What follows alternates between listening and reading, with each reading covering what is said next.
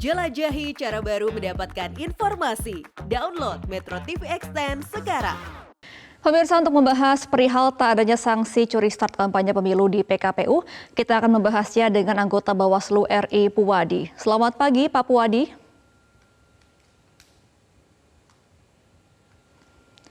Ya, Pak Puwadi, boleh di-unmute audionya?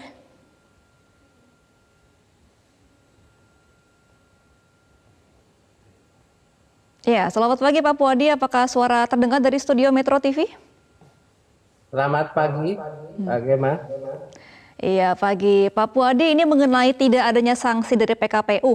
Perlukah adanya revisi Undang-Undang Nomor 7 Tahun 2017 tentang pemilu? Karena kan di dalamnya tidak ada lagi ya mengatur soal sanksi mencuri start kampanye.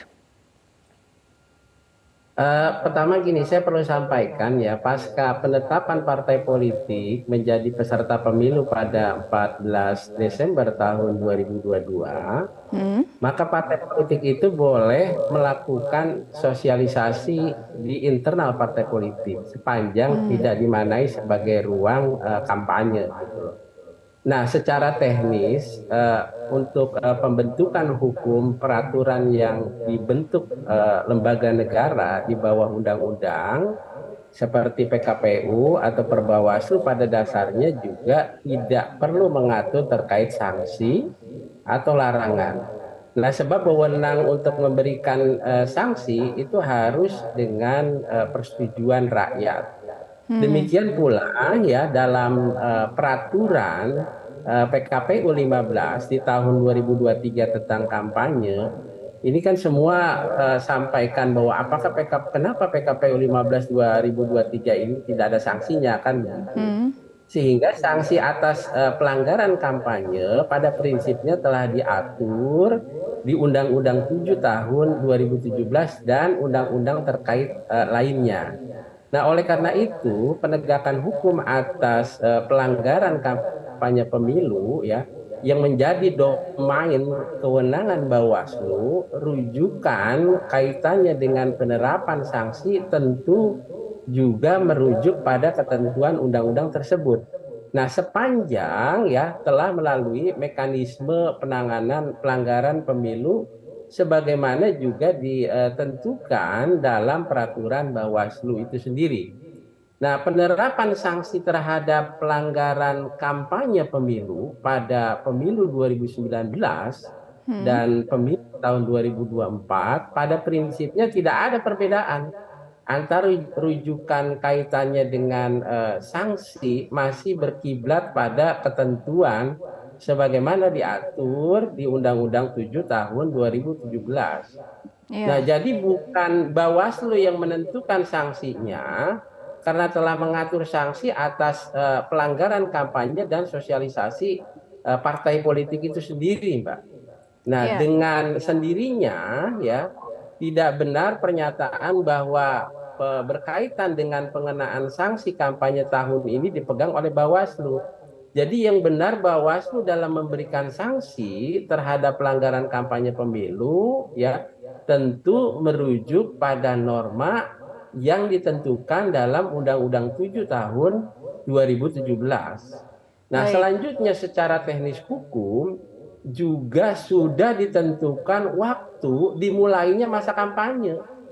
Nah, namun fakta di lapangan masih ya ditemui adanya partai politik peserta pemilu tentunya, terutama bakal calon anggota legislatif atau juga bakal calon presiden dan wakil presiden yang melakukan kegiatan mengarah kepada kegiatan kampanye atau sosialisasi partai politik. Tetapi Pak berbau Puwadi, tapi ini kampanye. kan kampanye memang sudah diatur di tanggal 28 November. Apakah Bawaslu tidak mau melakukan teguran kepada parpol ataupun caleg yang sudah melakukan kampanye dari awal, dari bulan ini?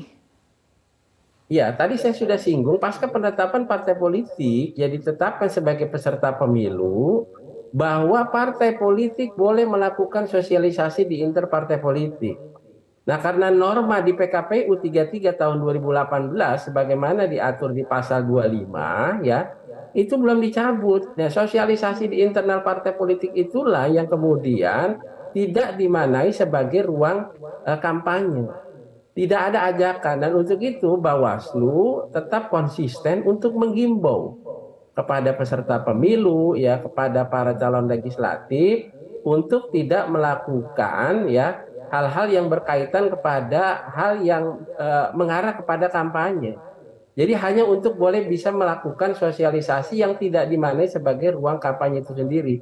Bawaslu sudah menghimbau, kemudian menyurati partai politik, termasuk juga KPU sudah melakukan membuat surat edaran, ya, di nomor 766 menyampaikan kepada peserta pemilu agar dalam proses sosialisasi ini tidak dimaknai sebagai ruang kampanye. Nah, berdasarkan PKPU 15 tahun 2023, kampanye pemilu itu dimulai pada Selasa 28 November tahun 2023 dan berakhir Sabtu 10 Februari tahun 2024. Ya. Nah, yang tapi Pak meliputi Puadi, ini kan kampanye beberapa caleg ini memang memasang baliho di ruang-ruang publik, bukan sosialisasi secara internal. Apakah Bawaslu tidak mau menindak lebih lanjut sampai November nanti untuk ditahan dulu kampanye menggunakan ruang publiknya seperti itu? Ya, Bawaslu sudah mengingatkan, melakukan pencegahan, menyurati, menghimbau, ya, kepada seluruh peserta pemilu. Dan ada beberapa informasi awal yang datang kepada Bawaslu. Kita juga sudah memerintahkan kepada jajaran kita di Bawaslu Provinsi, ya, hasil dari informasi awal itu dilakukan proses penelusuran, pendalaman. Kalau kita rujukannya kepada PKPU 33 tahun 2018, ya, itu sudah diatur sanksinya, ya. Apakah nanti masuk ke ruang pelanggaran administrasi, ya, melalui mekanisme persidangan. Jadi di dalam mekanisme persidangan pelanggaran administrasi, ketika ada temuan yang dilakukan oleh Bawaslu di tingkat provinsi, maka prosesnya itu satu tingkat di atasnya, maka Bawaslu boleh melakukan proses persidangan untuk menyampaikan hal-hal yang berkaitan tentang temuan daripada Bawaslu itu sendiri. Nah, untuk itu, ya, beberapa hal yang tadi saya sampaikan bahwa baru dimulainya kampanye 28 November tahun 2023 yang berakhir Sabtu 10 Februari tahun 2004, yang meliputi kampanye berkaitan tentang ada metode pertemuan terbatas, penyebaran bahan kampanye kepada umum, kemudian pemasangan alat peraga kampanye di tempat umum, dan pemasangan calon presiden dan wakil presiden pada media sosial. Nah, sementara Minggu 21 Januari 2024 hingga Sabtu 10 2004 ini diagendakan adanya kampanye rapat umum dan kampanye dalam bentuk iklan media massa. Jadi pada prosesnya sebelum 28 November tahun 2023, ya, maka peserta pemilu, para calon legislatif hanya boleh dilakukan sosialisasi yang tidak dimaknai sebagai ruang kampanye kepada siapapun. Baik, berarti ditekankan bahwa memang kampanye ini tanggal 28 November dan para caleg diimbau untuk tidak kampanye di ruang publik dan hanya sosialisasi di dalam internal. Terima kasih Pak Puadi selaku anggota Bawaslu RI untuk informasinya. Selamat kembali beraktivitas.